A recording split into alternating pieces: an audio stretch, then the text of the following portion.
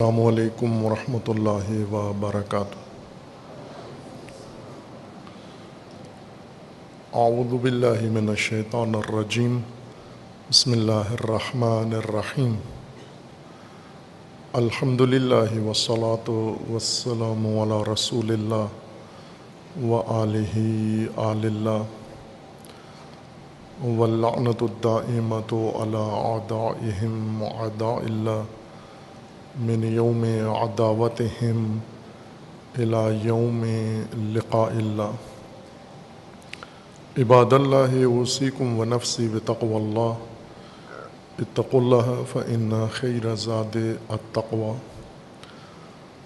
بندگان خدا، آپ سب کو اور اپنے نفس کو تقوی الہی کی وصیت کرتا ہوں، تقوی الہی کی نصیحت کرتا ہوں، تقوی الہی کی جانب دعوت دیتا ہوں اور تاکید کرتا ہوں کہ اپنی زندگی تقوی کے مطابق بسر کریں، تقوی کے زیر سایہ زندگی گزاریں اور زندگی کے تمام معاملات اور نظام زندگی تقوی کی بنیاد پر قائم کریں۔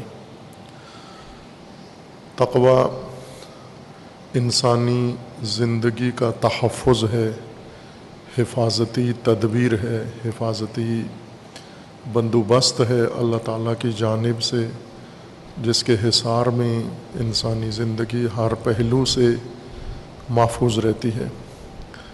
انسان کی جان، انسانوں کی جان، مال، ناموس، دین اور ہر چیز تقوی کے رہین منت ہے۔ اگر تقوی کو ترک کر دیں اور بے تقوی زندگی انسان اپنا لے، اس میں تباہی ہے، ہلاکت ہے۔ انسانی زندگی ختم ہو کر انسانوں میں حیوانی زندگی شروع ہو جاتی ہے، سبوعانہ زندگی، درندگی کی زندگی اور وحشت کی زندگی شروع ہو جاتی ہے، جیسا کہ موجودہ نسل انسانی اس کو تجربہ کر رہی ہے۔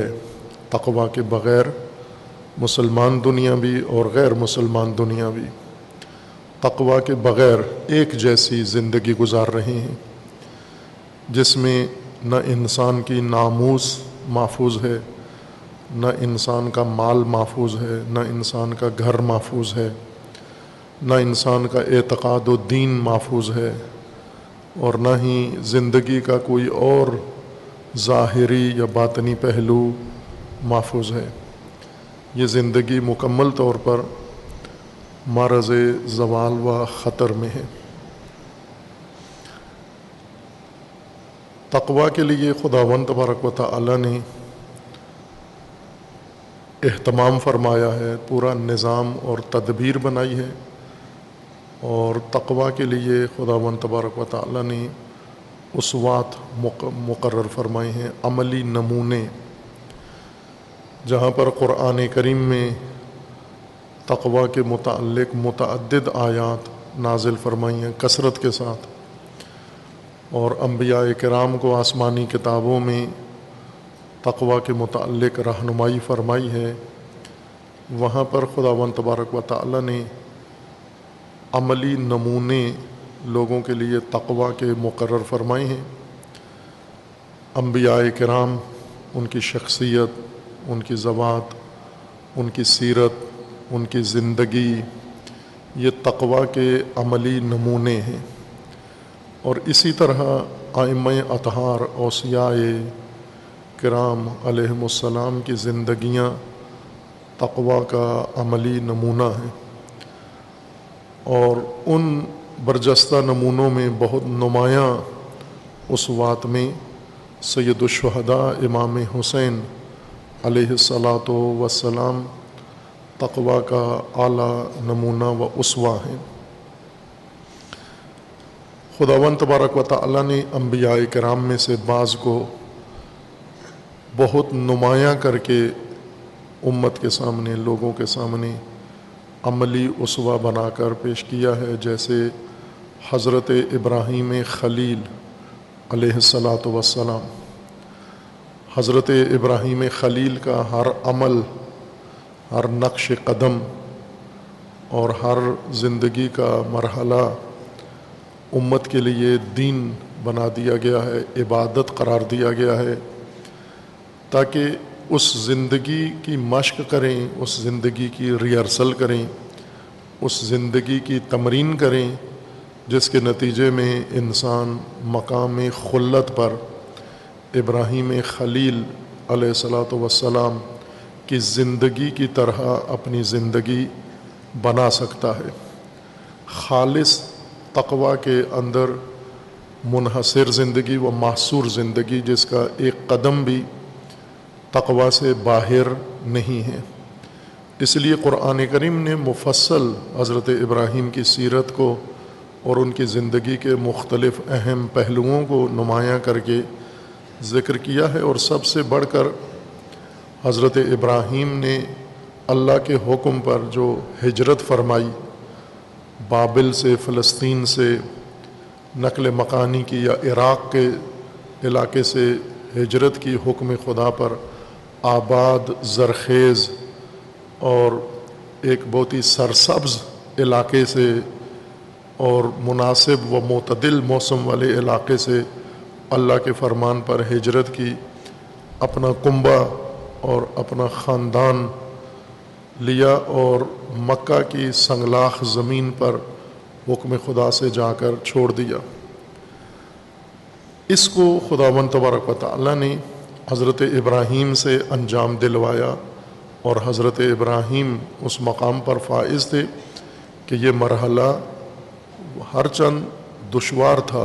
ایک لحاظ سے دیکھیں تو آگ میں کودنے سے بھی زیادہ دشوار یہ مرحلہ ہے کہ ایک آرام دہ زندگی سے انسان اپنا خاندان اٹھائے اور اس کو ایک ایسی سرزمین پر جا کر آباد کر دے، بسا دے، جہاں زندگی کی معمولی سہولتیں بھی نہیں ہیں، جہاں کھانا تو دور کی بات ہے یا معاشرت دور کی بات ہے، پانی تک میسر نہیں ہے، نہ آسمان سے پانی اترتا ہے، نہ زمین سے پانی نکلتا ہے۔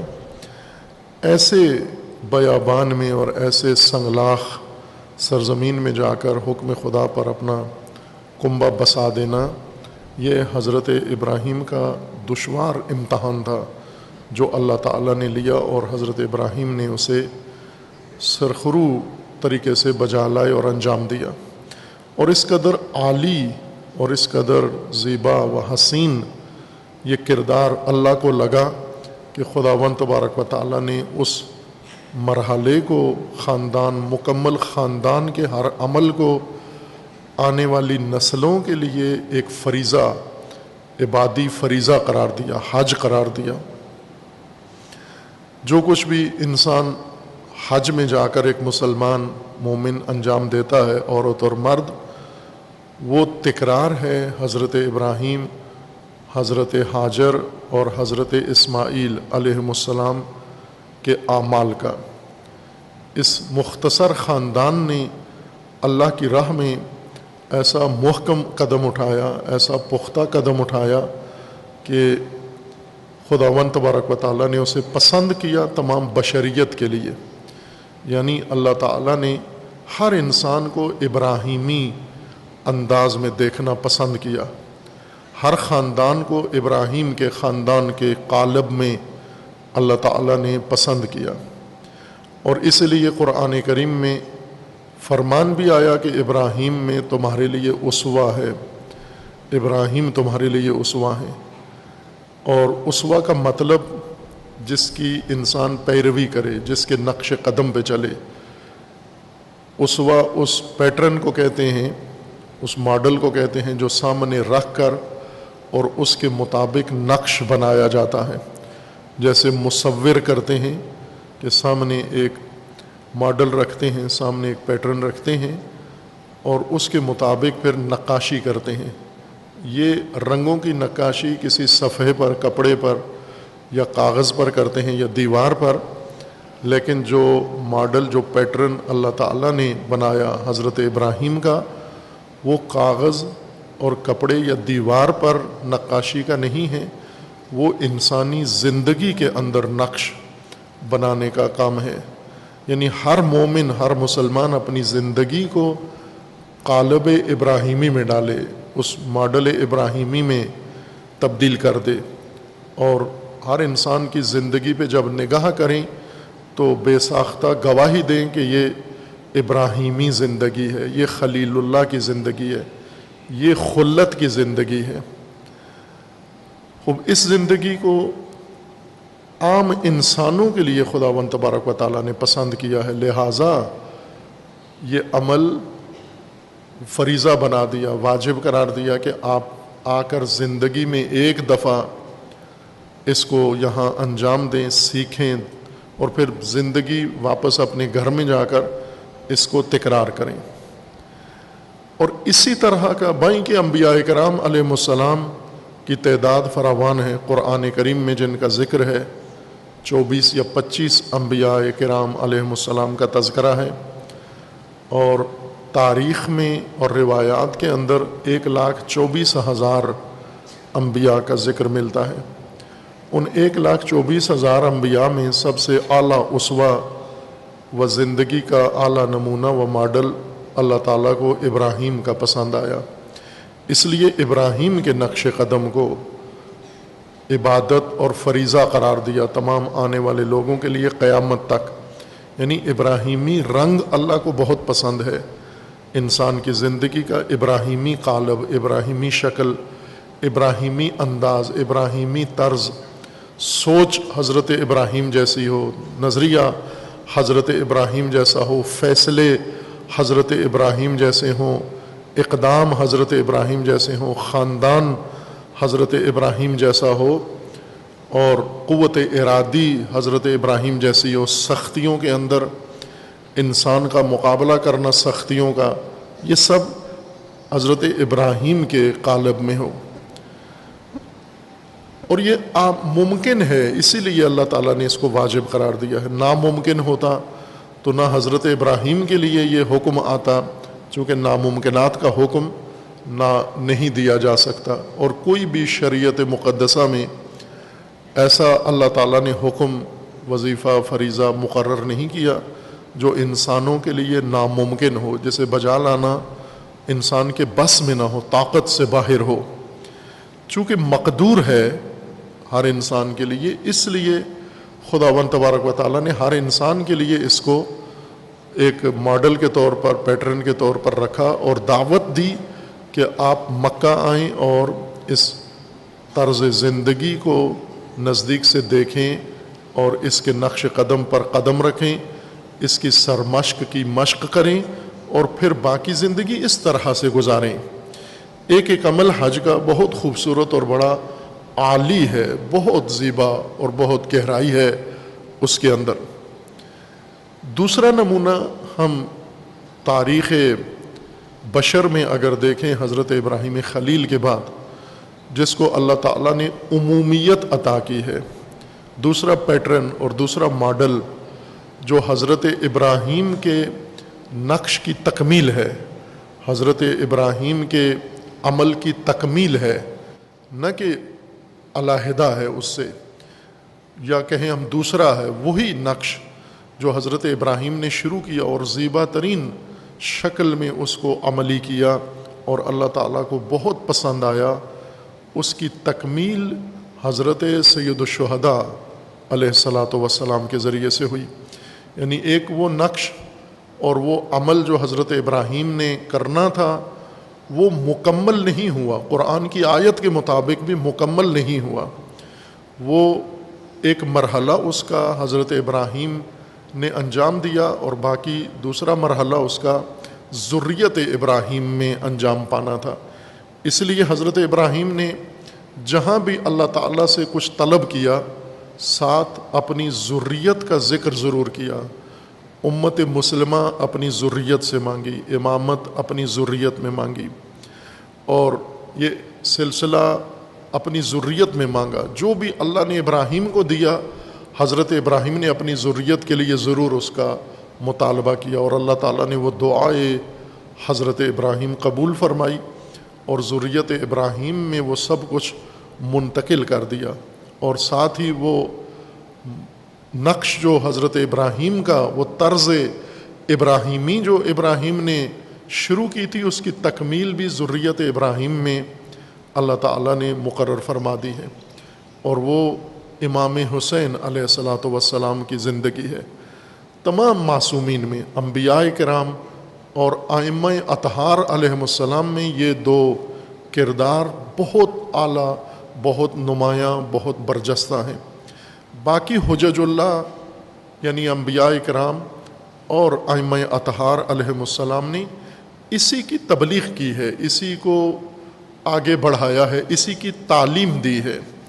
یعنی ایک دفعہ ایک کردار ابراہیمی وجود میں آیا، اور قرآن کریم میں بھی ہے کہ رسول اکرم صلی اللہ علیہ وآلہ وسلم خاتم النبیین بھی دراصل ابراہیم کے ملت، ابراہیم کے راستے کی تبلیغ کرنے والے ہیں، ابراہیم کے دین کی تبلیغ کرنے والے ہیں، مبلغ دین ابراہیم ہیں رسول اکرم صلی اللہ علیہ وآلہ وسلم۔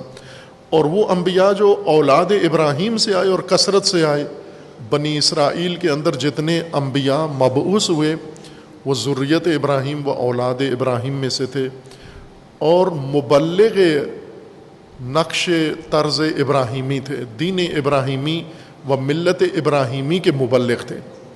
اور پھر خداوند تبارک و تعالیٰ نے ذریت ابراہیم میں دوبارہ اس کردار کو زندہ کیا اور اس کا تکمیلی مرحلہ انجام دلوایا اور حکم دیا، ہو بہو اسی انداز سے جس طرح حضرت ابراہیم علیہ الصلاۃ والسلام نے انجام دیا تھا، حکم الہی سے اطاعت خدا کرتے ہوئے۔ اور جس طرح حضرت ابراہیم کا عمل لوگ اس وقت ادراک نہیں کر سکتے تھے اور نہیں کیا، کہ اپنے خاندان کو اٹھانا اور ایک لم یزرا وادی غیر ذی زر میں جا کر شیرخوار کو اپنی ماں کے ساتھ دونوں کو اکیلا چھوڑ کے پھر خود آ جانا، واپس آ جانا اپنی معموریت پر اور دیگر سرزمین پر آ جانا، یہ ہر ایک کی فہم سے بالاتر مطلب تھا، لیکن حضرت ابراہیم نے یہ کام کیا۔ اسی طرح حضرت ابراہیم نے بت شکنی کی، شرک کے مظاہر کو نابود کیا، شرک کا خاتمہ کیا، بت کدے کو ویران کیا، اور ان لوگوں کو شرک سے دور کرنے کے لیے جھنجھوڑا، اور اس کے نتیجے میں علو آگ کا حضرت ابراہیم کے لیے روشن کیا گیا، جلایا گیا، اس میں پھینکا گیا، اور خداوند تبارک و تعالیٰ نے حضرت ابراہیم کو اس سے نجات عطا فرمائی۔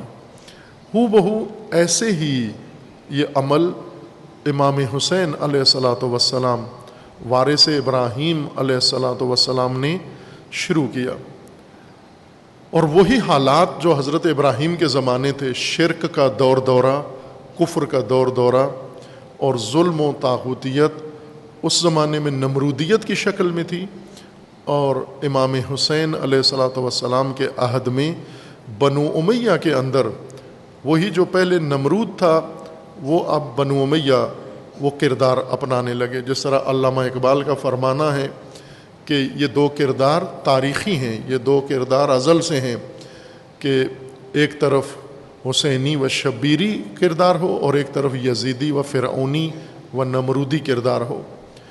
بالکل وہی ماجرا تکرار ہوا حضرت امام حسین علیہ الصلاۃ والسلام کے عہد میں، اور خداوند تبارک و تعالیٰ کا حکم امام حسین علیہ السلام کے لیے موجود تھا۔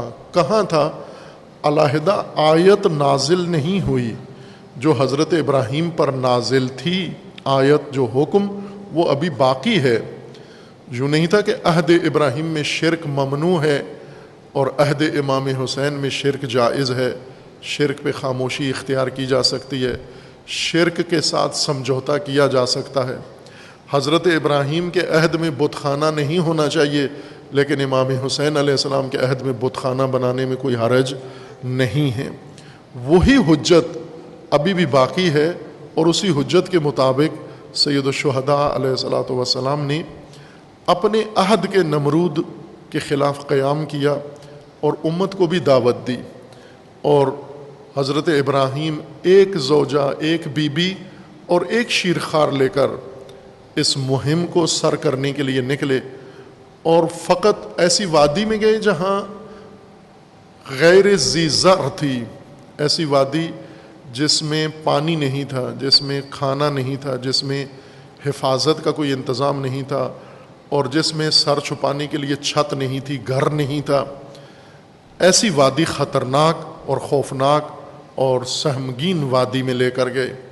لیکن تکمیلی مرحلے میں امام حسین علیہ الصلوۃ والسلام نے ایک بی بی کو ساتھ نہیں لیا، بلکہ پورا کنبہ ساتھ لیا، اپنی ازواج کو ساتھ لیا، اپنی ہمشیرگان کو ساتھ لیا، اور اپنی بیٹیوں کو ساتھ لیا، اپنے بیٹوں کو ساتھ لیا، سب کو ساتھ لیا۔ ایک فرد بھی امام علیہ السلام نے اپنے خاندان کا چھوڑا نہیں، فروگزاشت نہیں کیا کہ یہ کسی بھی وجہ سے، مجبوری کی وجہ سے بھی رہ جائے۔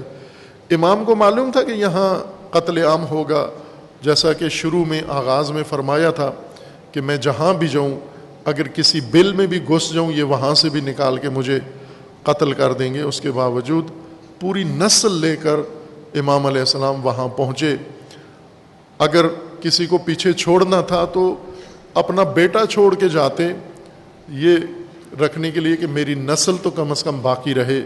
اگر مجھے اور میری اولاد کو شہید کر دیا جاتا ہے تو ایک بیٹا میرا ایسا باقی رہے، یہ بھی اہتمام نہیں کیا۔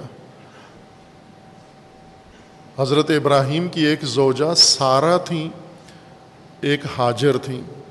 ہاجر سارہ کی کنیز تھیں جو انہوں نے آزاد کر کے حضرت ابراہیم کو دے دی تھیں، اور حضرت ابراہیم نے ان سے ازدواج کی، اور انہی سے اسماعیل پیدا ہوئے، اور بعد میں سارہ سے اسحاق پیدا ہوئے۔ امام حسین علیہ السلام نے ایسی تقسیم نہیں کی۔ تمام خاندان، چونکہ تکمیلی مرحلہ تھا، وہ آغازین مرحلہ تھا۔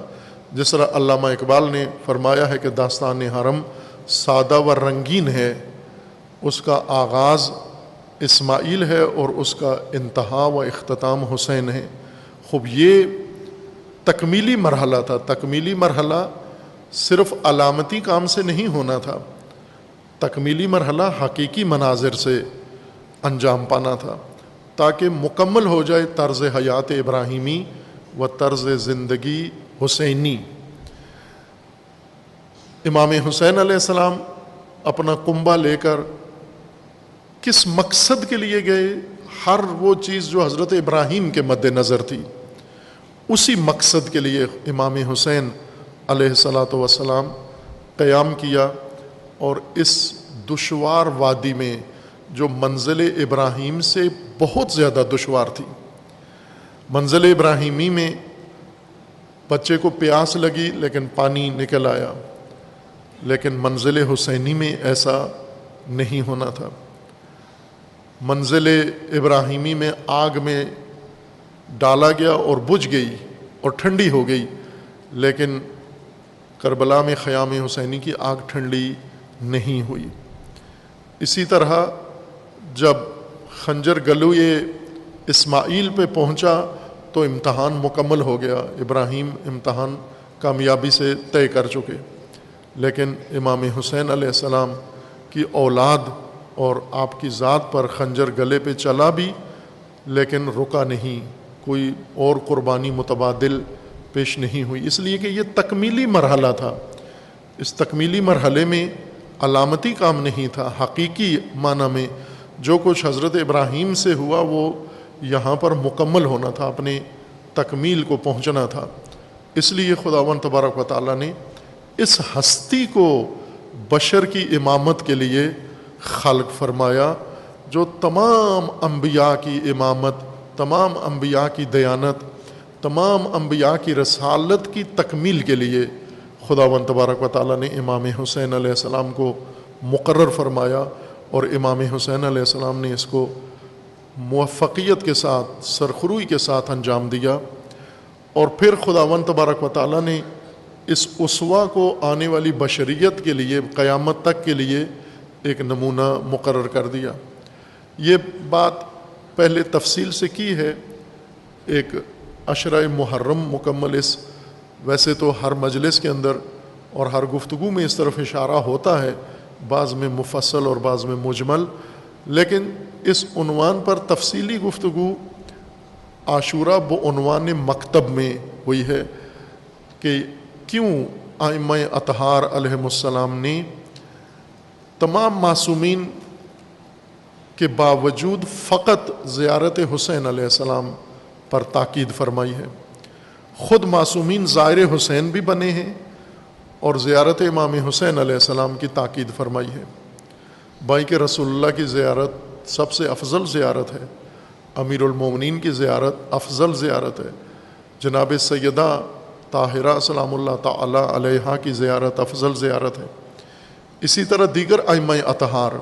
لیکن اگر ہم منابع دین میں دیکھیں، روایات اور احادیث معصومین علیہم السلام میں دیکھیں تو زیارت امام حسین ایک الگ باب ہے، معمول کی زیارات کا حصہ نہیں ہے۔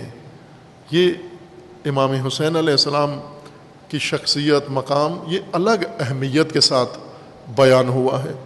مبلغین نے اس کو مخلوط کر دیا ہے، عام زیارات کے ساتھ اس کو جوڑ کر ایک عمومی زیارت کے طور پر اس کو ثواب والی زیارت میں اس کو منتقل کر دیا ہے۔ باقی جو زیارات ہیں جیسے زیارت روضہ اطہر رسول اللہ صلی اللہ علیہ وآلہ وسلم، اجر و ثواب کے لیے اور بہت فضیلت ہے، اس کی حقیقت میں فضیلت ہے۔ رسول اللہ کا اپنا بھی فرمانا ہے کہ جو میری روزے کی، میری قبر کی زیارت کے لیے آئے گا اس کے لیے اللہ نے بہت عظیم مقام ہے، اس کے گناہ معاف ہو جائیں گے۔ یہ اجر و ثواب کی زیارت ہے اور دیگر معصومین کی۔ لیکن امام حسین علیہ الصلوۃ والسلام کی زیارت حج کی مانند ہے، حج کے وزان پر ہے، حج کا متبادل نہیں ہے، حج کا تکملہ ہے، حج کی تکمیل ہے، حج کا تتمہ ہے۔ یعنی وہ عمل جو حج میں علامتی طور پر ہوتا ہے وہ کربلا میں حقیقی طور پر ہوتا ہے۔ جس طرح حج نقش قدم ہے حضرت ابراہیم علیہ الصلوۃ والسلام کا اور آپ کے خاندان کا، کربلا نقش قدم ہے امام حسین اور آپ کے خاندان کا۔ اور وہاں قدم، وہاں فرد 3 تھے اور قدم 3 تھے، یہاں پر فرد 72 ہیں اور قدم 72 ہیں، اور ہر کردار حقیقی ہے، علامتی نہیں ہے۔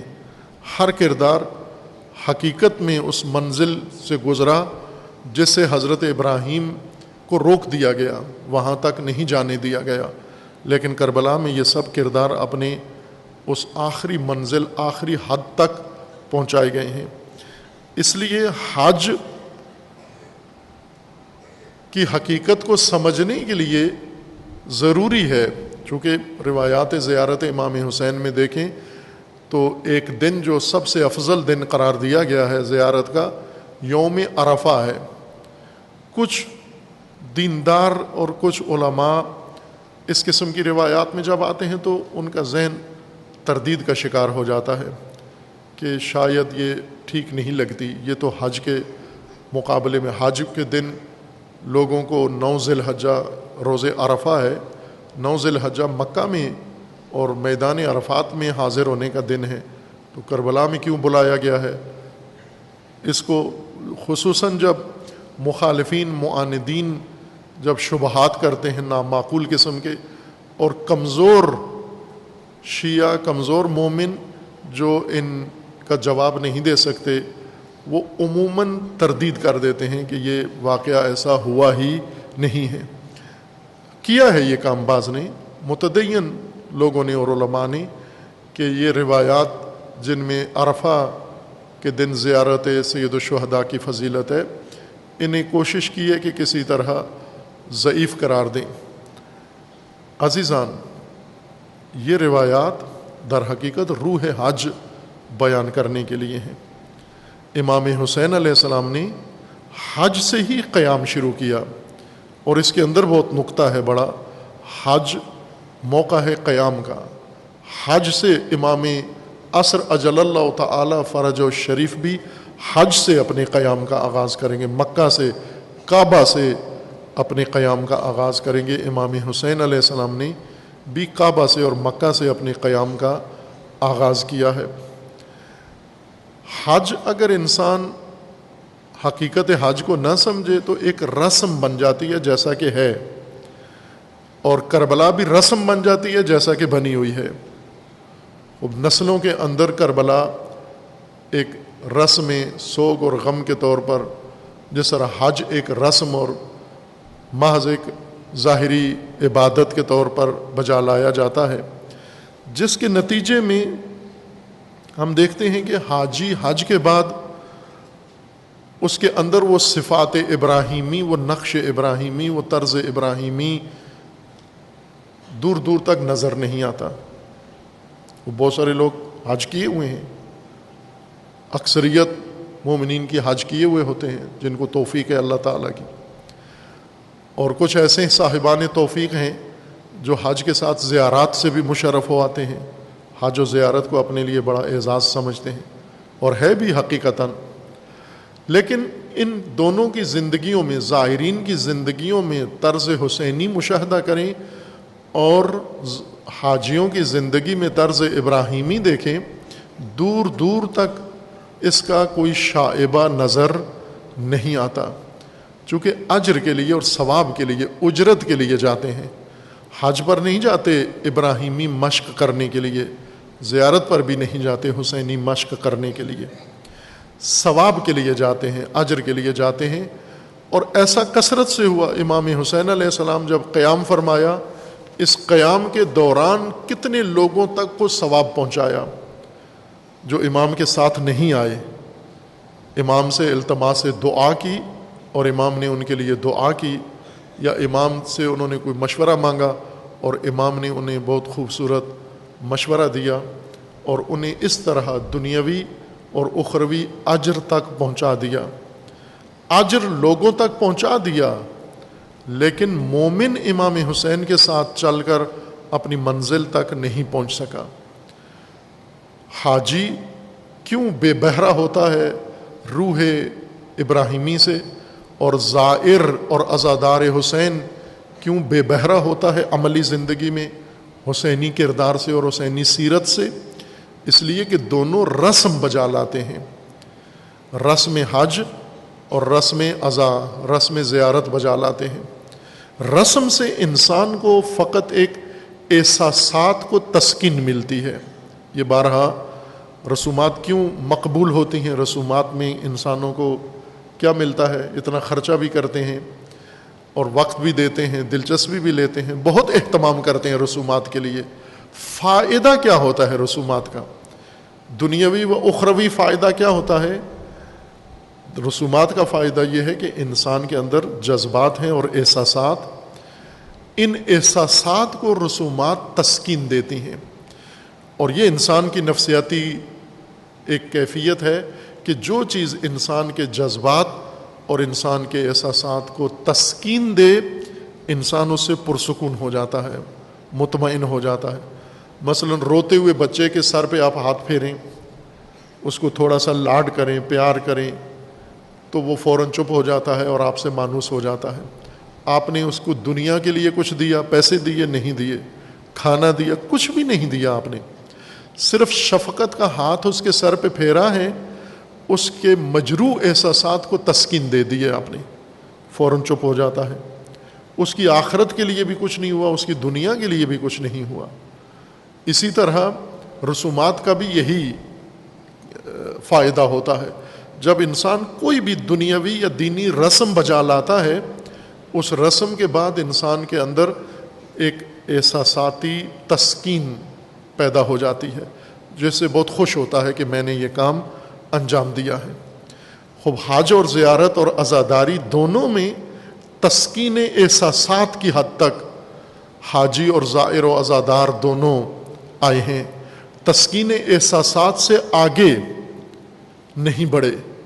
آگے طرز ابراہیمی، کردار ابراہیمی، سیرت ابراہیمی، نقش ابراہیمی اپنی زندگیوں میں اتارا نہیں ہے۔ اگر کوئی حاجی تو آپ بتائیں، میری غلط فہمی دور کریں، میں خود اس کی زیارت کے لیے جاؤں، دنیا کو بھی کہوں کہ کعبہ جانے سے پہلے اس حاجی کی زیارت کر کے جاؤ، کہ جب سے حج کر کے آیا ہے اس کی زندگی ابراہیمی زندگی بن گئی ہے، اس کی زندگی میں کردار ابراہیمی آ گیا ہے، واقعاً کعبہ کی طرح اس کی زیارت کا اجر ہوگا۔ اور بتائیں ایسا حاجی اگر کہیں کسی ملک میں، پاکستان میں یا غیر پاکستان میں ہے، حج کر کے آنے کے بعد ابراہیمی بن گیا ہو، مقام ابراہیم پہ کھڑا ہوا ہے، مقام ابراہیم کے پیچھے کھڑے ہو کے اس نے نماز پڑھی ہے، اور طواف وہ راستہ جو ابراہیم نے کعبہ کے گرد طے کیا تھا اس نے بھی وہی 7 چکر لگائے ہیں، اور حاجر کے نقش قدم پر بھی چلا ہے، 7 دوڑیں صفا و مروہ کی لگائی ہیں، پھر ابراہیم کے طریقے پر شیطان کو کنکریاں ماری ہیں، پھر جانور ذبح کیا ہے، سر منڈوایا ہے، یہ سارے کام کر کے آیا ہے۔ اب زندگی میں آ کر دیکھیں اس کی زندگی میں کیا فرق پڑا ہے، کیا ابراہیمی رنگ اس کی زندگی میں آیا ہے؟ آیا واپس آ کر حج سے شرک سے بیزار ہو گیا ہے؟ اپنے آزر چچا سے یا آزر باپ سے بیزار ہو گیا ہے؟ اپنے گھر کے اندر مشرک کو اس نے کچھ کہا ہے، اس سے دوری اختیار کی ہے؟ اپنے محلے میں اور اپنے شہر میں بت کدہ ویران کیا ہے؟ کوئی بت توڑا ہے، کوئی بت شکنی کی ہے، کسی شرک کے مظہر کو مسمار کیا ہے؟ نہ، کچھ بھی نہیں کیا ہے۔ پھر یہ حج کر کے تو نہیں آیا جیسا امام سید ساجدین علیہ الصلوۃ والسلام نے اس زہری کو کہا تھا اور شبلی کو کہا تھا کہ ما حجاجتا، تو نے حج نہیں کیا۔ جب امام نے اسے پوچھا احرام باندھا تو کہنے لگا باندھا ہے۔ لبیک کہی، کہا لبیک کہا ہے۔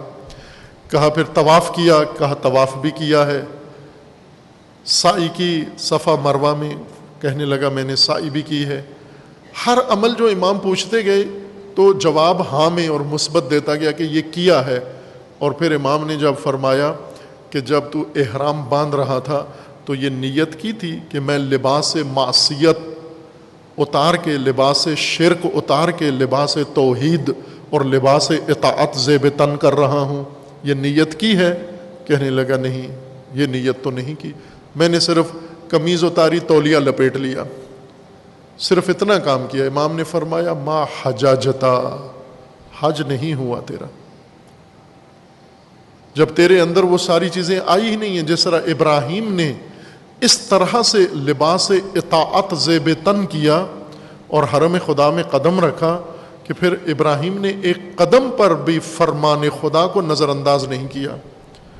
حاجی کتنے فرمان روزانہ پائمال کرتا ہے اللہ کے، اپنے گھر میں، اپنی دکان پہ، اپنے معاشرے میں، اپنے خاندان میں، اپنی قوم میں، اپنے ملک میں، ہر روز سینکڑوں فرمان اللہ کے پائمال کر کے پھر حاجی بنتا ہے۔ عزادار امام حسین اور زائر امام حسین، یہ کیا رنگ اس کے اندر حسینی آیا ہے؟ کیا اس نے امام حسین علیہ السلام کا کوئی رنگ، کوئی سیرت، کوئی چیز اپنی زندگی میں آنے دی ہے؟ تبدیلی آئی ہے اس کے اندر عزاداری کے بعد، عشرہ محرم گزرنے کے بعد اور ماہ محرم گزرنے کے بعد اور پھر زیارت سید الشہداء سے مشرف ہونے کے بعد؟ صرف رسم بجا لائیے تسکین جذبات و تسکین احساسات کے لیے، اپنی زندگی میں حسینیت کو اور حسین کو نہیں آنے دیا۔ آپ کے زمانے میں کیا وہ ساری چیزیں نہیں ہیں جن پر امام حسین علیہ السلام کو رنج تھا، احتجاج تھا، اعتراض تھا؟ ان میں سے کس چیز پر ہمیں عزادار کو اعتراض ہے؟ کیا یزیدیت ختم ہو گئی کربلا میں، پھر اس کے بعد یزیدیت نہیں آئی؟ آج کی یزیدیت کہیں زیادہ طاقتور ہے اس یزید سے جس کے مقابلے میں امام حسین علیہ السلام نے قیام کیا۔ زائر و عزادار اس کی زندگی میں، اس کے انداز زندگی میں، سیرت زندگی میں، کیا امام حسین علیہ السلام کی طرح ایک دن بھی گزارا ہے ہم نے؟ ایک دن پوری عمر میں، 60 سال کی عمر میں ایک دن حسین ابن علی کی طرح گزارا ہو ہم نے؟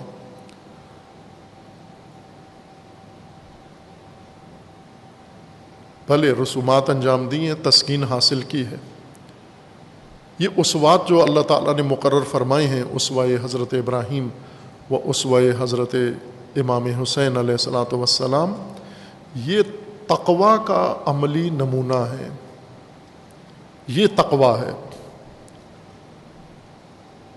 اس سے ہٹ کر تقویٰ ایک تخیل ہے۔ اگر ابراہیمی انداز نہیں پیدا ہوا، ابراہیمی نگاہ پیدا نہیں ہوئی، توہم ہے تدین کا، دین نہیں ہے۔ اگر حسینی انداز و حسینی طرز ہماری زندگی کی نہیں بنی، توہم ہے تدین کا، دین سے باہر ہیں۔ دین سے باہر بیٹھ کر ہمدردی رکھتے ہیں، جس طرح کربلا سے باہر بیٹھ کر اظہار ہمدردی بہت سو نے امام حسین علیہ السلام کے ساتھ اظہار ہمدردی کیا۔ جب ان تک خبر پہنچی تو دکھ کیا، روئے، عزا کی، لیکن امام علیہ السلام کے ساتھ شامل نہیں ہوئے۔ کوفہ میں ایسے بہت سارے تھے، جب امام حسین علیہ السلام کو دعوت دے رہے تھے تو وہاں میٹنگ کر کے، کوفہ میں شیعوں نے میٹنگ کی وہاں سلیمان ابن سرد کے گھر میں اور مختار ثقفی کے ہاں، اور خطوط لکھنے کا فیصلہ کیا، اور پھر خطوط لکھے، برمار کر دی خطوط کی۔ بعض روایات میں 12,000 اور بعض میں 18,000۔ اب ممکن ہے خطوط اتنے نہ ہوں، لیکن افراد اتنے تھے جن کے دستخط تھے خطوط کے اوپر۔ امام حسین علیہ السلام کو طلب کیا۔ امام نے جب رخ کیا عراق کا، کوفہ کا، اور پھر حضرت مسلم کے ساتھ جو ماجرا پیش آیا، اپنا سفیر بھیجا، وہیں پر کوفیوں کی حقیقت کھل گئی، پول کھل گیا۔ کوفیت بے نقاب ہو گئی، کوفیت عریان ہو گئی۔ کوفیت چھپی ہوئی تھی تخیلات و توہمات کے پردے میں، امام حسین نے ان کی نقاب اتار دی۔ امام حسین نے ان کو بے نقاب کر کے بتا دیا کہ یہ ظاہری تدین کے پردے میں چھپے ہوئے درندے ہیں، بے وفا ہیں، وحشی ہیں، دھوکہ باز ہیں، مکار ہیں، منافق ہیں، اور رسوا ہوئے۔ پھر اس کے بعد ان تک خبر آئی، کربلا تو نہیں گئے، کربلا تو دور تھا، کوفہ میں حضرت مسلم ابن عقیل کے ہاتھ پر بیعت کر کے اور پھر ترک کر دیا۔ اسی ایک دن میں فیصلے بدل لیے، ان کو وقت ہی نہیں لگا۔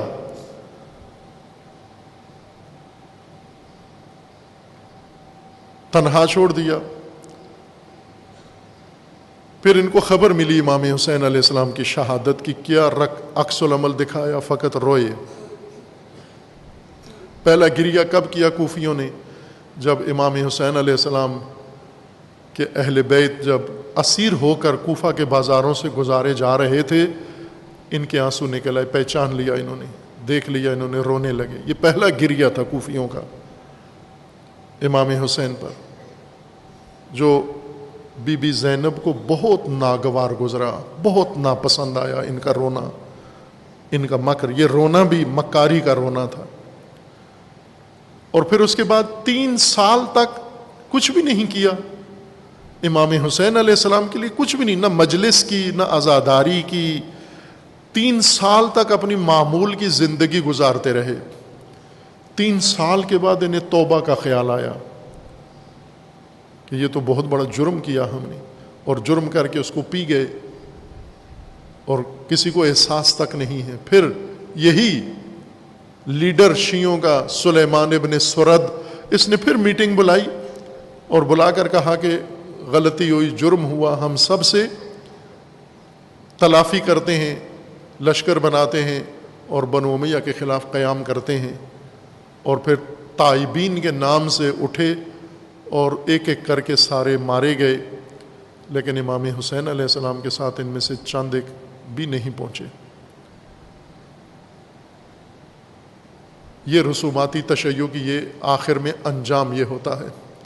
عزیزان، کیا اس کے بعد کسی کوفہ سے امام حسین کی راہ پہ کوئی نکلا؟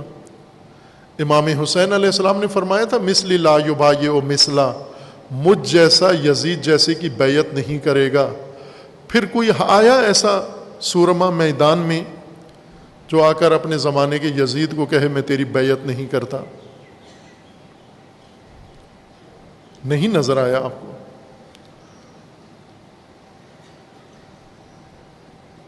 اس لیے کہ رسومات انسان کو حسینی کردار نہیں بناتی، سرمشق کی مشق کرنا حسینی کردار انسان کا بنتا ہے۔ جس طرح رسم حج ابراہیمی کردار نہیں بناتی، روح ابراہیمی کا حج کردار ابراہیمی بناتا ہے۔ امام امت امام راحل امام خمینی رحمۃ اللہ علیہ نے دونوں کو احیاء کرنے کی کوشش کی، حج ابراہیمی روح کے ساتھ اور عزاداری حسینی روح کے ساتھ، زینبی کردار کے ساتھ۔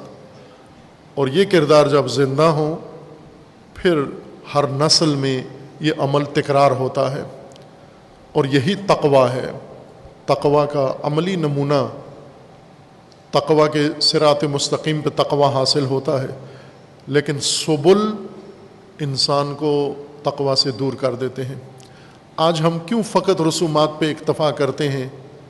10 دن حسین حسین کریں گے، روئیں گے، پھر اس کے بعد واپس آ جائیں گے اپنی معمول کی زندگی میں، اور پھر اگلے سال کے لیے امام حسین زندہ رہے تو پھر سلام، ورنہ یہی سلام آخر ہے۔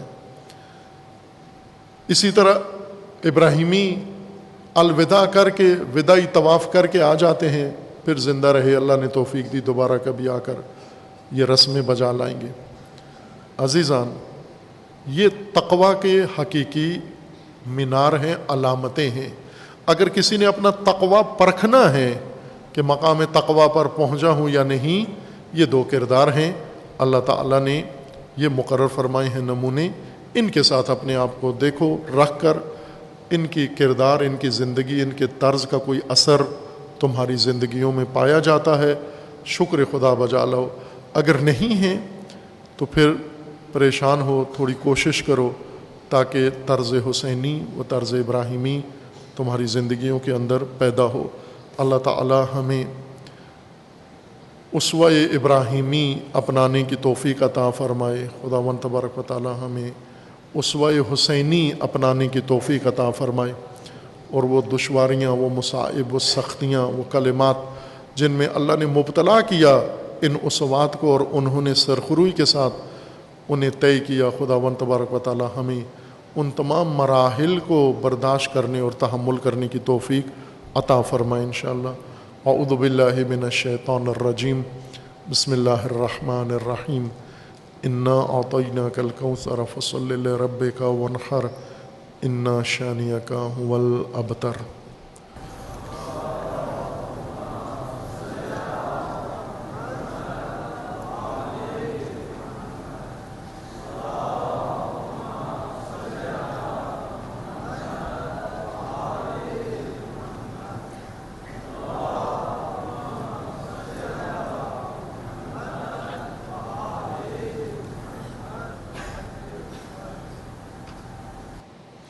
اعوذ باللہ من الشیطان الرجیم، بسم اللہ الرحمن الرحیم، الحمدللہ والصلاة والسلام علی رسول اللہ وآلہ آل اللہ، سیما علی امیر المؤمنین علی ابن ابی طالب علیہ الصلاۃ والسلام، وفاطمۃ الزہرا سیدۃ نساء العالمین، والحسن والحسین سیدی شباب اہل الجنہ وصبتی الرحمہ، وعلی ابن الحسین ومحمد ابن علی وجعفر ابن محمد وموسیٰ ابن جعفر وعلی ابن موسیٰ ومحمد ابن علی وعلی ابن محمد والحسن ابن علی والحجت ابن الحسن القائم المنتظر المہدی، حجج اللہ علی عباد و امناؤہ فی بلاد واللعن علی اعدائہم اجمعین من الآن الی قیام یوم الدین۔ عباد اللہ اوصیکم و نفسی بتقوی اللہ، اتقوا اللہ فإن خیر الزاد التقوی۔ بندگان خدا، آپ سب کو اور اپنے نفس کو تقوی الہی کی وصیت کرتا ہوں، تقوی الہی کی نصیحت کرتا ہوں، تقوی الہی کی جانب دعوت دیتا ہوں اور تاکید کرتا ہوں کہ اپنی زندگی تقوی کے مطابق بسر کریں، تقوی کے زیر سایہ زندگی گزاریں اور تقوی کی بنیاد پر نظام زندگی قائم کریں۔ حیات انسانی تقوی کے دائرے میں محفوظ ہے اور تقوی سے باہر انسانی زندگی نابود ہے اور برباد ہے، جیسا کہ آج کی انسانی نسل کی زندگی غیر انسانی رنگ اختیار کر چکی ہے۔ مسلمان ہو یا غیر مسلم ہو، انسانیت نظر نہیں آتی، سوائے شکلوں کے، جلدوں کے، چہروں کے۔ ان کے اندر انسانی قدریں نہیں ہیں، انسانی احساسات نہیں ہیں، انسانی رویے نہیں ہیں، انسانی کوئی خصلت ان کے اندر نظر نہیں آتی۔ یہ تقوی سے دوری کا نتیجہ ہے اور اسی وجہ سے حیات انسانی غیر محفوظ ہے۔ تقوی کے قیام کے لیے، امت با تقوی کی تشکیل کے لیے، با تقوی معاشرہ و سماج بنانے کے لیے اور نظام با تقوی قائم کرنے کے لیے، با تقوی مومن تربیت کرنے کے لیے اللہ تعالیٰ نے اہتمام کیا ہے۔ اس اہتمام میں جامع اہتمام ہے، لیکن اس کا ایک اہم مرکز و موضوع روز جمعہ اور صلاۃ الجمعہ ہے، لیکن شبہات کی وجہ سے، فقہی شبہات اور علمی شبہات کے نتیجے میں اس منبع تقوی کی نسبت بے رغبتی پیدا ہوئی ہے، گریز لوگوں نے کیا ہے اور مہجور ہوا ہے روز جمعہ بھی اور نماز جمعہ بھی، اس کا حق ادا نہیں ہوا۔ اور ظاہر ہے کہ جہاں سے تقوی پھوٹنا ہے، جہاں سے تقوی کو فروغ دیا جانا ہے، جہاں سے تقوی لوگوں تک پہنچایا جانا ہے، جب وہی مرکز بند ہو جائے، تعطیل ہو جائے، تو دنیا کے اندر فسق و فجور ہی ہوگا۔ آئے دن آپ پاکستان میں مشاہدہ کرتے ہیں، موسم گرم ہو یا موسم خراب ہو تو فوراً بجلی بند ہو جاتی ہے۔ بجلی پہنچانے کے لیے بجلی کے ادارے نے مختلف علاقوں میں پاور سٹیشن بنائے ہوئے ہیں، گرڈ سٹیشن، جو اس علاقے کی بجلی کو کنٹرول کر کے ایک ڈسپلن کے ساتھ پہنچاتے ہیں ضرورت کے مطابق۔ لیکن ناقص انتظامات کی وجہ سے اور فاسد مدیریت کی وجہ سے آئے دن یہ بجلی بند ہوتی ہے۔ پوچھتے ہیں کیوں بند ہوئی ہے، تو کہا جاتا ہے کہ گرڈ سٹیشن ٹرپ کر گیا ہے، بند ہو گیا ہے، اس میں خرابی پیدا ہو گئی ہے۔ اور جب گرڈ پاور سٹیشن جہاں سے یہ بجلی، انرجی، توانائی آنی ہے وہ بند ہو جائے، گھروں میں ظلمت چھا جاتی ہے۔ نماز جمعہ تقوی کے لیے گرڈ سٹیشن ہے اور یہ بند ہے صدیوں سے۔ یہاں تو فوراً ٹیلی فون کرتے ہیں بجلی کب آئے گی، نماز جمعہ صدیوں سے بند ہے، کسی نے فون نہیں کیا، یہ کب کھلے گا؟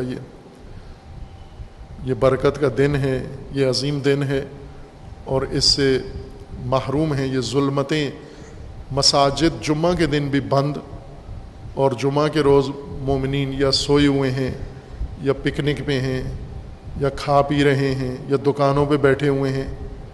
وہ عمل جو جرم قرار دیا گیا، حرام ہے، وَذَرُوا الْبَيْعَ، چھوڑ دو، کاروبار چھوڑ دو، اللہ کا فرمان ہے۔ اور کاروبار جمعے کے دن دکان کھولتا ہے بسم اللہ الرحمن الرحیم کہہ کے، آیت الکرسی پڑھ کے، جمعے کے حرام وقت میں جا کر کاروبار کھولتا ہے اور پھر دعا کرتا ہے اللہ آج کاروبار میں برکت دینا۔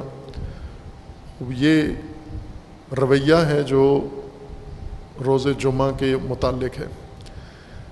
روز جمعہ سے بھی زیادہ عظیم تر تقوی کا منبع سید الشہداء علیہ الصلاۃ والسلام کا قیام ہے، مکمل جامع تقوی کا منبع کربلا و عاشوراء ہے۔ لیکن وہی بے رغبتی شبہات کے نتیجے میں جو روز جمعہ اور نماز جمعہ کے متعلق ذہنوں میں راسخ ہو گئی ہے، نسل اندر نسل، اور اسی کو مذہب و دین سمجھ لیا ہے، یہی کچھ اور اس سے بدتر عاشوراء و کربلا کے ساتھ ہوا ہے۔ عاشوراء و کربلا بھی تقوی کا منبع ہے۔ یہاں سے کیوں تقوی حاصل نہیں ہوا؟ اور جس طرح جمعہ کے دن نماز کے بجائے ہر عمل کرتے ہیں، جمعہ کے دن شادی رکھ لیتے ہیں، جمعہ کے دن پکنک رکھ لیتے ہیں، جمعہ کے دن کوئی اور مذہبی محفل رکھ لیتے ہیں، لیکن نماز جمعہ قائم نہیں کرتے، اسی طرح عاشوراء سے متعلق ہر رسم بجا لاتے ہیں سوائے اس چیز کے جو عاشوراء سے لینی ہے۔ آپ توجہ فرمائیں کہ امام حسین علیہ الصلاۃ والسلام امام ہیں، امام معصوم ہیں اور امام حجت ہیں۔ شیعہ اعتقاد کے مطابق امام معصوم منسوب اللہ کی طرف سے ہوتا ہے، اس کا اعلان، اس کا اظہار پہلے معصوم کے ذریعے سے ہوتا ہے، جس طرح رسول اللہ نے امیر المومنین کی امامت کا اعلان کیا۔ امیر المومنین نے امام حسن علیہ السلام کی امامت، یعنی اللہ کے حکم کا اظہار امام حسن کے بارے میں امام علی علیہ السلام نے کیا، اور امام حسن علیہ السلام نے امام حسین علیہ السلام کی امامت کی تعلیم دی اور فرمایا کہ اللہ کی طرف سے میرے بعد حسین امام ہیں۔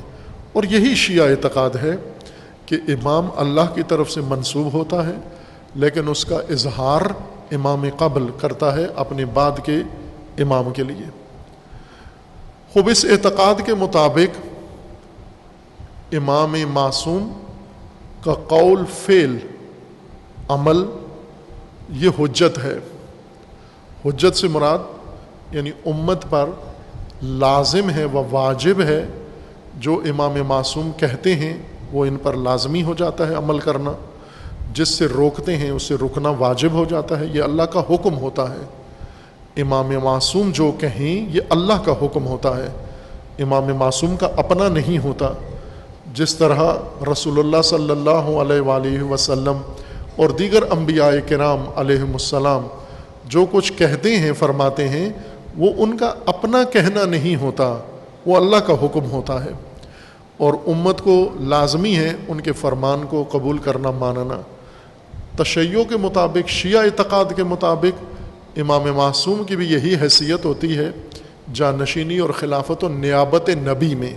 وہ نبی نہیں ہوتے، ان پر وحی نازل نہیں ہوتی، لیکن ان کو جو اختیارات ہیں امت کی ہدایت کے، وہ وہی ہیں جو اللہ تعالیٰ نے نبی اکرم کے لیے مقرر کی یا دیگر انبیاء کے لیے تھے، یعنی ان کی اطاعت بھی لازم و واجب ہے اولی الامر ہونے کی نیت سے اور وسیع ہونے کے عنوان سے۔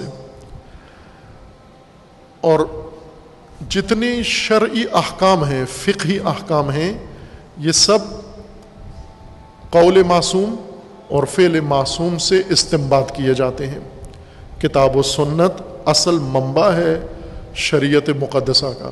تشیع کے نزدیک قرآن، سنت، اجماع اور عقل یہ چار منابع ہیں، لیکن وہ باقی دو، عقل اور اجماع، بھی پلٹ کر آ جاتے ہیں کتاب و سنت کی طرف، اور سنت بھی نہایتاً اس کا مرجع کتاب خدا ہے، چونکہ معصومین نے فرمایا ہے کہ وہ روایت و حدیث جو آپ تک پہنچے اور قرآن کے مخالف ہو، اسے قبول نہ کرو، اسے دیوار پہ دے مارو، اسے آگے ذکر بھی نہ کرو، یقین جان لو کہ وہ جھوٹی ہے اور وہ کذب ہے، اس پر عمل بھی نہ کرو اور اسے تکرار بھی نہ کرو، اسے کتابوں میں بھی نشر نہ کرو۔ یہ ایک خود افسوسناک بات ہے کہ کمزور روایات سے کتابیں بھری ہوئی ہیں اور کسی نے بیٹھ کر یہ تصفیہ نہیں کیا، کسی نے بھی بیٹھ کر یہ ریفائنری نہیں لگائی کہ روایات کو ریفائن کرنا ہے، چونکہ آیات کو ریفائن کی ضرورت نہیں ہے، وہ ساری اللہ کی ہیں جو قرآن میں ہیں، لیکن روایات میں رسول اللہ نے بھی فرمایا کہ ایسے نہیں ہیں، اس میں جھوٹ اور من گڑھت بھی ہیں، اور احادیث میں ایسے نہیں ہیں، اس لیے اس کو ریفائن کرنے کی ضرورت ہے۔ لیکن یہ ریفائنری عموماً مذاہب نہیں لگاتے، چونکہ حجم کم ہو جاتا ہے روایات کا، ان کی گنتی کم ہو جاتی ہے، اس وجہ سے انہیں چھیڑتے ہی نہیں ہیں، اور کمزور زیادہ نقل کرتے ہیں، ضعیف روایات کا چرچا زیادہ کرتے ہیں، صحیح روایات کو سینسر کرتے ہیں، چونکہ ان سے ان کو مزہ نہیں آتا، لطف نہیں آتا۔ قول معصوم اور فعل معصوم حجت ہے، یعنی اس سے آپ حکم خدا استنباط کر سکتے ہیں، مجتہد اور فقی کے پاس یہ منبع کے طور پر موجود ہیں۔ اب یہاں ایک سوال ہے، اور یہ آج نہیں، بہت آغاز طالب علمی میں یہ سوال ذہن میں آیا، اور بہت سارے سوالات کی طرح، کہ ہماری فقہ میں، ہمارے نظام فقاہت و اجتہاد میں سیرت سے استنباط نہیں کیا جاتا۔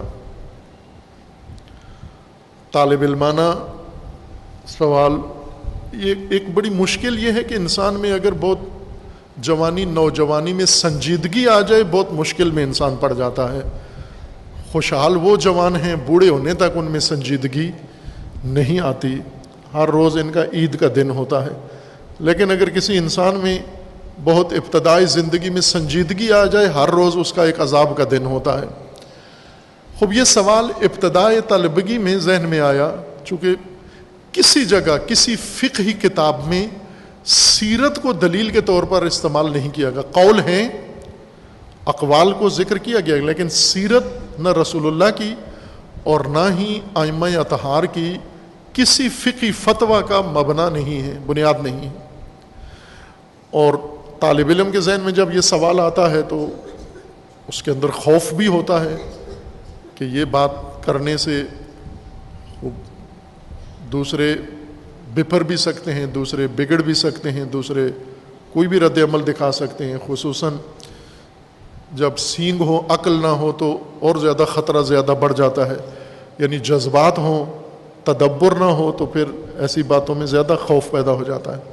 باہر کے یہ ایک دبا ہوا سوال اندر تھا، کبھی کبھی اساتید سے گما کے بات کو پوچھا جاتا تھا، لیکن کوئی ایسی واضح وضاحت نہیں ہوتی تھی، شاید میں سوال ہی سمجھا نہیں پاتا تھا، اصل کمزوری یہ تھی۔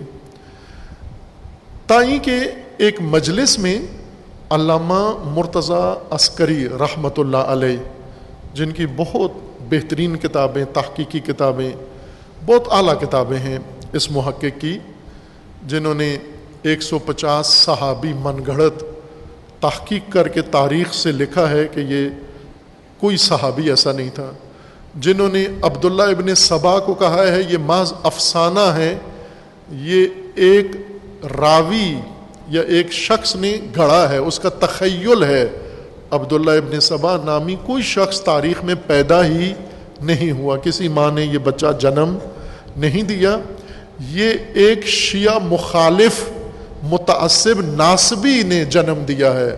عبداللہ ابن سبا اس کی کھوک سے پیدا ہوا ہے، البتہ اس کی پیٹ کی کھوک سے نہیں، اس کے دماغ کی کھوک سے پیدا ہوا ہے، اس نے گڑھ کے، یہ ان کی کتاب ہے۔ اور اسی طرح ان کی معالم المدرستین، اس محقق کی بڑی ارزش مند کتابیں ہیں جو انہوں نے لکھی ہیں۔ علامہ مرتضیٰ عسکری قم میں، تہران میں ہوتے تھے، یہ قم مقدسہ تشریف لائے، اور وہاں پر ایک پروگرام میں غیر ملکی طلاب کا ہی پروگرام تھا، بلکہ پاکستانیوں کا ہی تھا، اور اس میں انہیں دعوت دی گئی کہ آپ گفتگو فرمائیں۔ انہوں نے اس میں تقریر کی، اور تقریر کے ضمن میں اپنی زندگی کے تحقیقی تاریخ ذکر کی کہ میں کس طرح تحقیق شروع کی، کس لیے اور کہاں جا پہنچا، یہ بتا رہے تھے۔ انہوں نے فرمایا کہ میں تحقیق، یہ میرے ذہن میں سوال آیا کہ سیرت معصومین کی ہماری فقہ کا منبع کیوں نہیں ہے؟ بعض اوقات انسان بہت تعجب کرتا ہے انسان جو کچھ سوچ رہا ہوتا ہے، سال ہاں سال سے یہ سوال دبا ہوا یہ ذہن میں تھا، کبھی اس کو گول مول کر کے پوچھا جاتا تھا لیکن کہیں سے جواب نہیں ہوتا تھا، تو ایک دفعہ انسان اتنے بڑے محقق سے، استاد سے سنے کہ یہ تو وہی سوال ہے جو ان کے ذہن میں ہے۔ انہوں نے یہی بات کی کہ میں نجف میں تھا اور وہاں پر میرے ذہن میں یہ سوال آیا کہ ہماری فقہ میں جو امامیہ فقہ ہے، اس میں سیرت معصومین کی منبع فقہ نہیں ہے، یعنی سیرت کے مطابق کوئی فقی فتویٰ نہیں دیتا، اقوال، احادیث اور روایات کے مطابق دیتے ہیں، لیکن طرز عمل کسی امام کا، اقدام کسی امام کا، یہ فتویٰ کا منبع نہیں سمجھتے ہمارے علماء اور فقہا۔ تو وہ فرماتے ہیں کہ میں نے اس کی تحقیق شروع کر دی سیرت کی تاریخ میں، چونکہ سیرت کے لیے مجھے تاریخ پڑھنا تھی، اور اس لیے میں نے یہ کام کیا کہ فقہ کا یہ ناقص باب، یہ ادھورا کام میں تکمیل کروں، اللہ مجھے توفیق دے، اور میں تمام ابواب فقہ میں سیرت کے مطابق جو فتاویٰ بنتے ہیں میں وہ فقہ میں اضافہ کروں۔ لیکن وہ فرماتے ہیں جب میں تاریخ پڑھنا شروع کی تو تاریخ میں کچھ اور ہی چیزیں مجھے نظر آئیں اور عجیب و غریب چیزیں نظر آئیں، میں سیرت بھول گیا، وہ جو تاریخ کے اندر بہت کچھ نظر آیا مجھے، اس نے میری توجہ جذب کر لی۔ تاریخ میں کیا فرمایا کہ تاریخ جو لکھی گئی ہے، جنہوں نے لکھوائی ہے، تاریخ بنو امیہ کے زمانے میں زیادہ تر لکھی گئی ہے اور بنو عباس نے لکھوائی ہے۔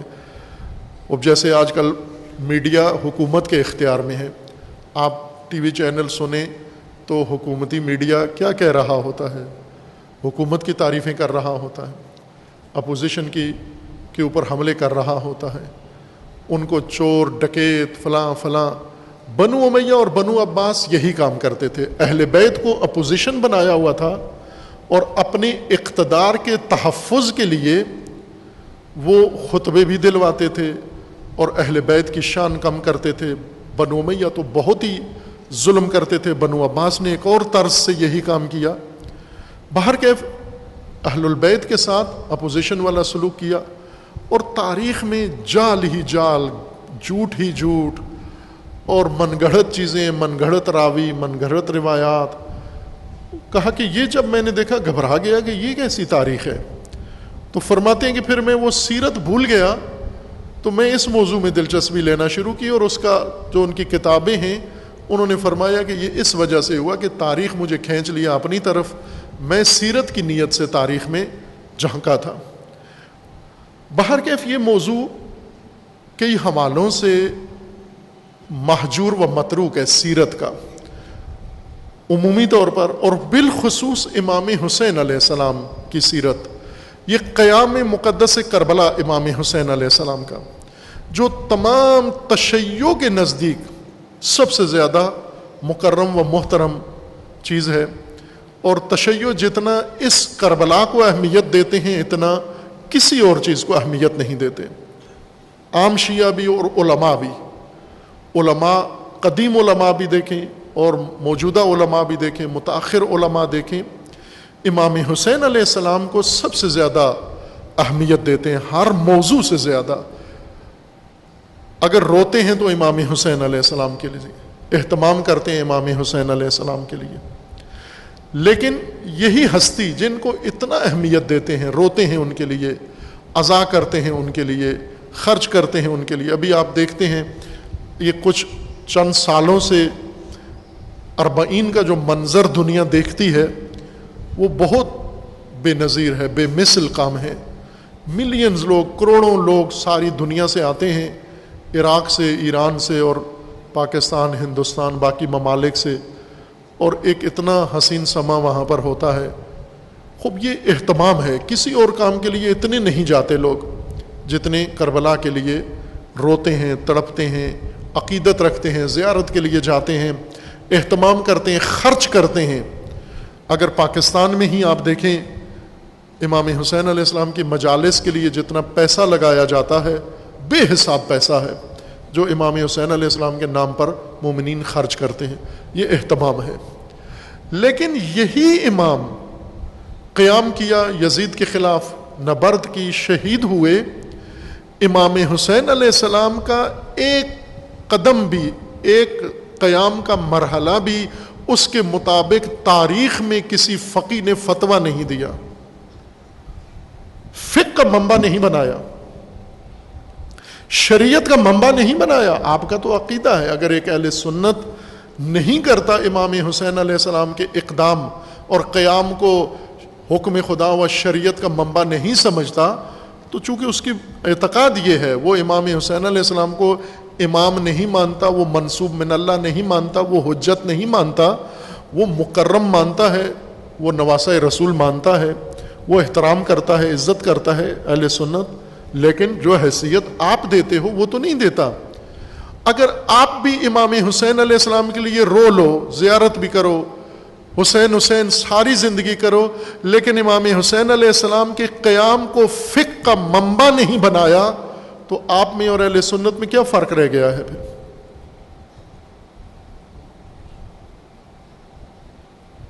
امام حسین علیہ السلام نے یزید کے خلاف قیام کیا، یہ فقہ فتویٰ بنتا ہے یا نہیں بنتا وجوب کا، کہ امام نے یزید کے خلاف، حاکم طاغوت کے خلاف، حاکم ستمگر کے خلاف، ناحق اور ناجائز حکومت کے خلاف قیام کیا، اس کی بیعت سے انکار کیا۔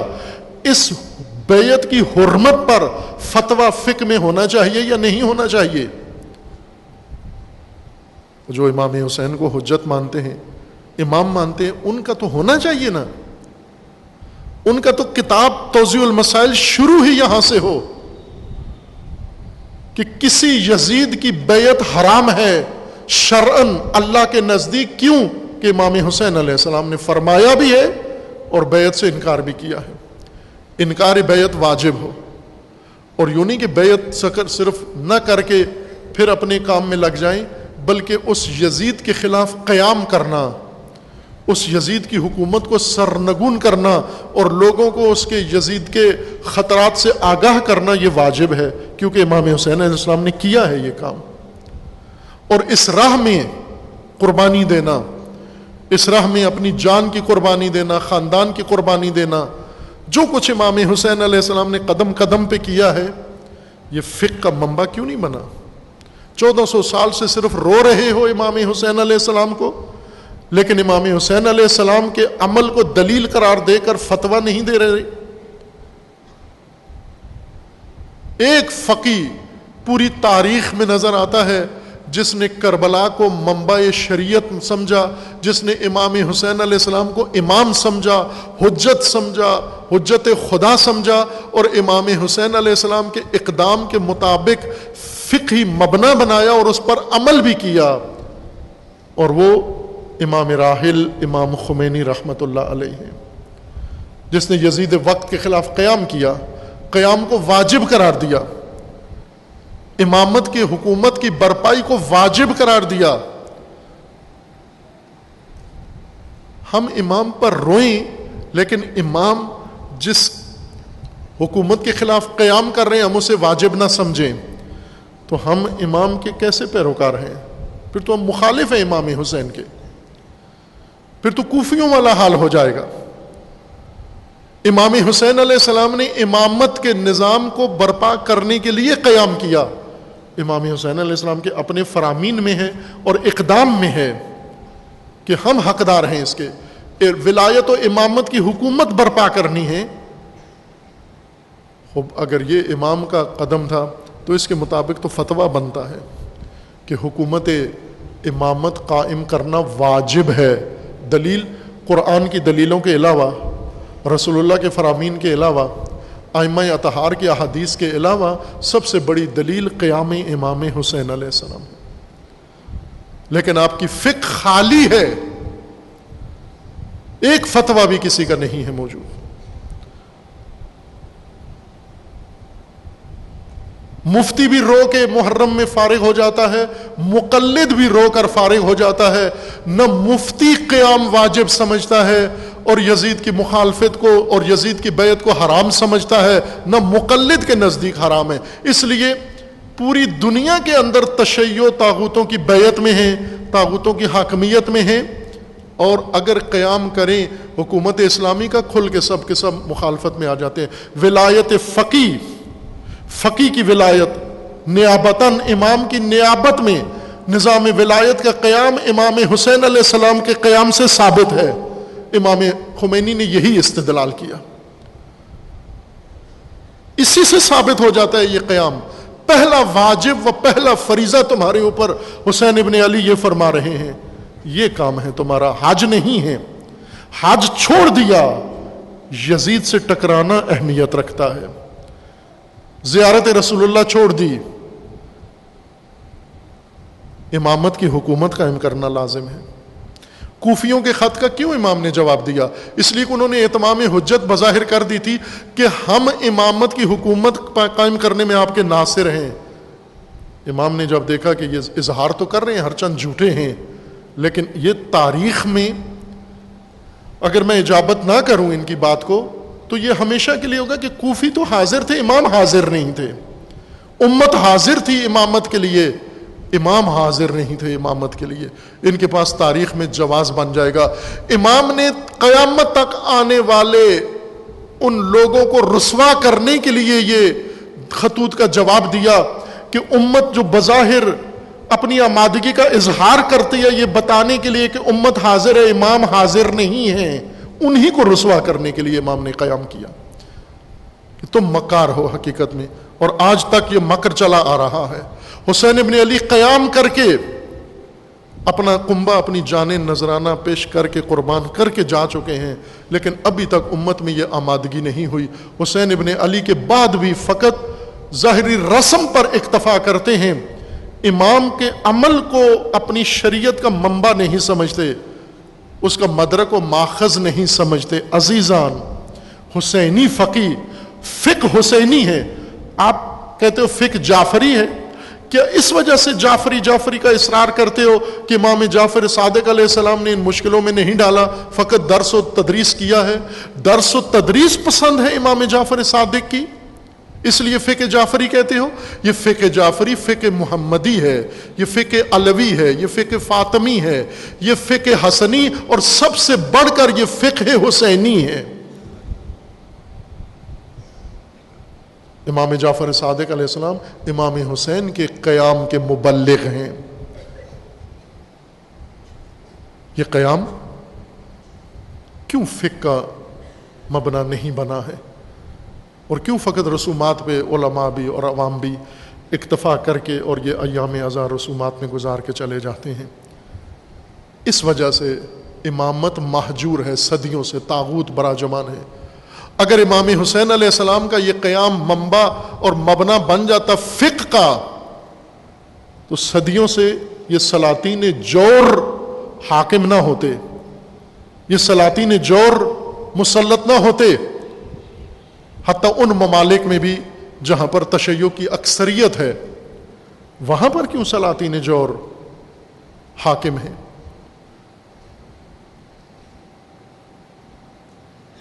یہ افسوسناک پہلو ہے، اس کی طرف دھیان کی ضرورت ہے، اس کی طرف توجہ کی ضرورت ہے، فقہائے اعظام فقہائے کرام کی توجہ کی ضرورت ہے۔ خدا رحمت کرے علامہ عسکری پر، جب سے انہوں نے یہ بات کی وہ اندر ایک ہیجان تھا اس وقت طلبگی کہ یہ جو کمی محسوس ہو رہی ہے یہ کسی اور کو کیوں محسوس نہیں ہوتی، کہ سیرت نظر نہیں آتی ہمیں فقہ میں اور فقاہت میں اور اجتہاد میں، سیرت نظر نہیں آتی۔ جب اس محقق بزرگوار نے یہ اظہار کیا، البتہ خود وہ تکمیل نہیں کر سکے، یہ ارادہ وہاں قم مقدسہ میں ان کی حوصلہ افزائی سے ہوا کہ اس باب کو کرنا ہے تکمیل، سیرت کے باب کو، اور سیرت کے منابع سے جو فتاویٰ فقہ کے اندر بن سکتے ہیں وہ طالب علمانہ کاوش کرنی ہے، لیکن وہ نہیں ہو سکا، اور پھر پاکستان آنا پڑا، اور یہاں آ کر سیمٹ و سریا اور مزدور و مستری اور اس ابتلا میں اللہ نے مبتلا کر دیا، اور وہ موضوع ابھی تک باقی ہے۔ خدا انشاءاللہ کسی کو توفیق دے کہ یہ کمی پوری کریں اور امام حسین علیہ الصلوۃ والسلام کی سیرت اور اقدام و قیام کو شریعت کا، فقہ کا اور فقہ جعفری کا منبع قرار دیں، تاکہ یہ ثابت ہو جائے کہ فقہ جعفری فقہ حسینی بھی ہے انشاءاللہ۔ خداوند تبارک و تعالی ہمیں سید الشہداء کو اپنا اسوہ، اپنا مقتدیٰ، اپنا امام، اپنا پیشوا عملی بنانے کی توفیق عطا فرمائے، اور خداوند تبارک و تعالی طرز زندگی ابراہیمی و حسینی ہمیں، ہمارے خاندان کو، ہمارے بچوں کو، ہماری آئندہ نسلوں کو، ہماری موجودہ نسل کو خداوند تبارک و تعالی یہ توفیق عنایت فرمائے انشاءاللہ۔ اعوذ باللہ من الشیطان الرجیم، بسم اللہ الرحمن الرحیم۔ قل هو اللہ احد اللہ الصمد لم یلد ولم یولد ولم یکن لہ کفوا احد۔